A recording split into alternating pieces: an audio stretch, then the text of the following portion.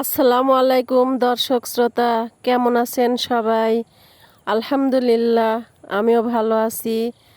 আমি এখন এই মুহূর্তে এই যে আমাদের মাঠে চলে এসেছি। আমাদের বাসার পাশেই আমাদের মাঠ। এই যে মাঠে দেখতে পাচ্ছেন ধান ক্ষেত। আলহামদুলিল্লাহ, আমাদের জমির ধান পেকে গেছে, তবে কিছু কিছু জমির ধান এখনও কাঁচা রয়ে গেছে।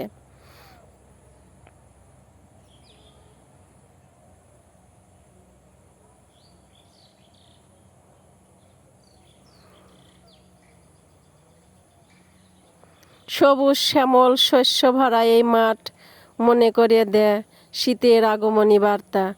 কারণ এখন ধান পেকে গেছে।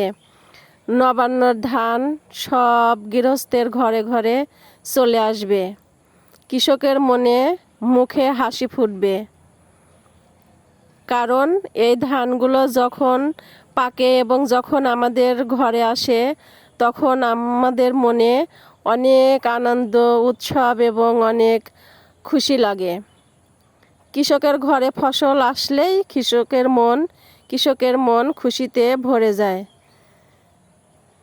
চলে আসছে শীত, এখন মনে হচ্ছে এই ধান দিয়ে তৈরি করা হবে বিভিন্ন রকমের পিঠা।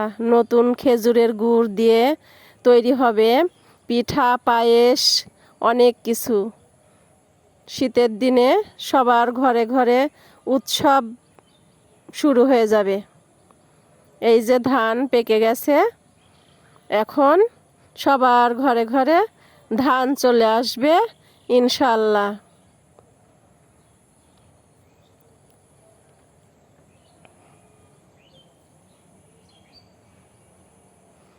ওই যে দূরে মেহগনির বাগানের সামনে ওই জমিটা আমাদের জমির ধান পেকে গেছে।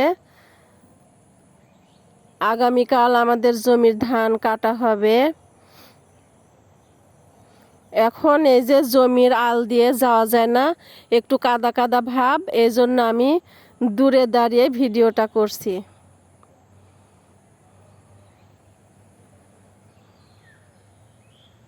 কত সুন্দর আমাদের জমির ধানগুলো পেকে গেছে এবং অন্যদের ধানও কিছু কিছু পেকেছে। আবার এই যে দেখতেই পাচ্ছেন অনেক ধান এখনও কাঁচা রয়ে গেছে, তবে এদের পাকতে একটু দেরি হবে।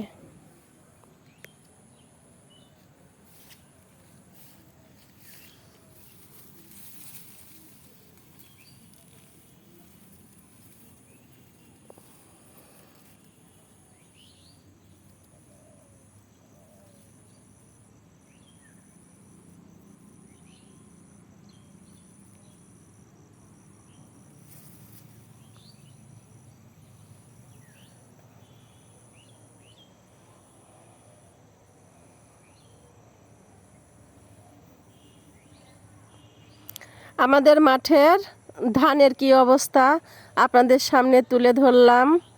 দেখতেই পাচ্ছেন মাঠ ভর্তি অনেক সুন্দর ধান। সবাই দোয়া করবেন সই সালামতে যেন প্রত্যেক কৃষকের ঘরে এই ধানগুলো সুন্দরভাবে উঠে আসে। এই ধান কাটার পরে শুরু হবে আবার রসুন লাগানো। সবাই ভালো থাকবেন, সুস্থ থাকবেন। আল্লাহ হাফেজ।